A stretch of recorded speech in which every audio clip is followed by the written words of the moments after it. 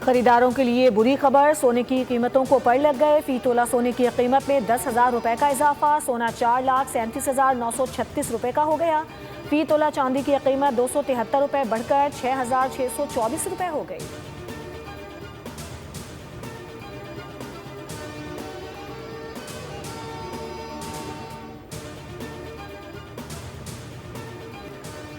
مغربی ایشیا میں جنگ کے خاتمے کا فارمولہ طے، آبِ ہرمز کے معاملے پر قطر اور سعودی عرب کی ایران کے ساتھ بات چیت۔ امریکی میڈیا نے بڑا دعویٰ کر دیا، کہا کہ ایرانی وزیر خارجہ عباس عراقچی معاہدے پر رضامند ہو گئے، جس کی منظوری سپریم لیڈر اور قومی سلامتی کونسل سے درکار ہوگی۔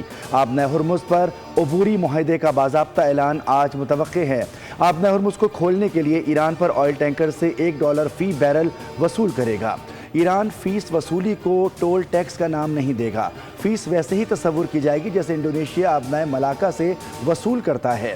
ایرانی سرکاری میڈیا کے مطابق ایران کے عمان کے ساتھ مذاکرات کا امریکہ سے کوئی تعلق نہیں۔ آبِ ہرمز دوبارہ کھولنا امریکہ کے رویے میں تبدیلی اور اس کی خلاف ورزی کی اصلاح پر منحصر ہے۔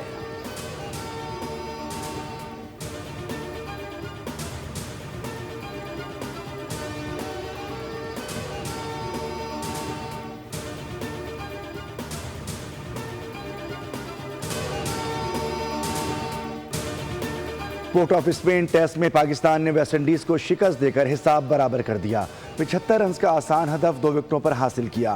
سیریز 1-1 سے برابر ہو گئی۔ چوتھے روز ویسٹ انڈیز نے اپنی دوسری اننگز 103 رنز 6 کھلاڑی آؤٹ سے دوبارہ شروع کی تو پاکستانی بولرز نے شاندار کارکردگی کا مظاہرہ کرتے ہوئے پوری ٹیم کو 117 رنز پر پویلین بھیج دیا۔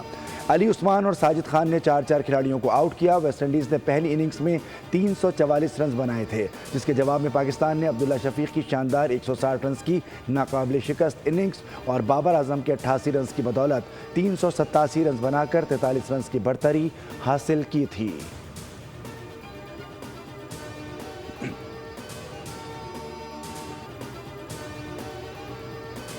آبِ ہرمز پر معاہدے کی خبریں۔ عالمی منڈی میں خام تیل کے نرخوں میں کمی کا سلسلہ جاری، خام تیل کی قیمت $78 فی بیرل سے بھی نیچے آ گئی۔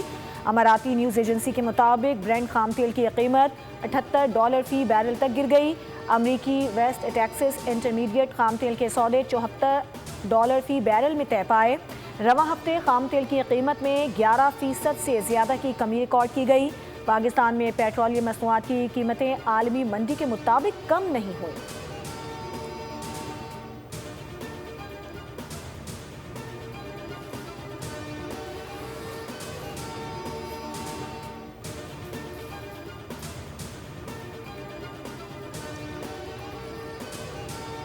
پیٹرولیم لیوی بھتہ کے خلاف جمعے کو ملک گیر احتجاج، فیصلہ کن عوامی طاقت کا مظاہرہ ہوگا۔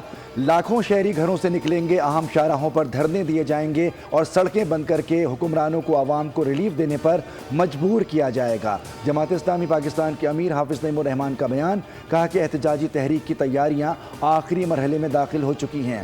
احتجاج کسی سیاسی مفاد کے لیے نہیں بلکہ مہنگائی، بے روزگاری اور ناقابل برداشت ٹیکسوں کے بوجھ تلے دبے ہر پاکستانی کے حقوق کی جنگ ہے۔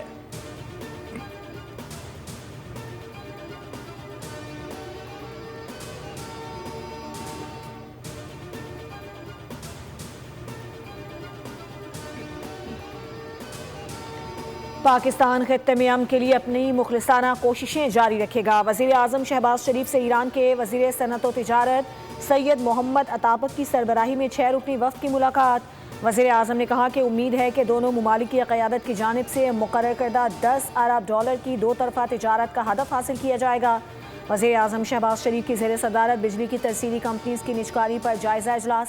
نجکاری کمیشن میں جاری ادارہ جاتی اصلاحات اور تنظیم نو کا کام 1 ماہ میں مکمل کرنے کی ہدایت۔ وزیر اعظم نے کہا کہ ڈسکوز کی نجکاری کے تمام مراحل بہترین حکمت عملی کے مطابق منافع بخش انداز میں مکمل کیے جائیں اور صارفین کے مفاد کو ترجیح دی جائے۔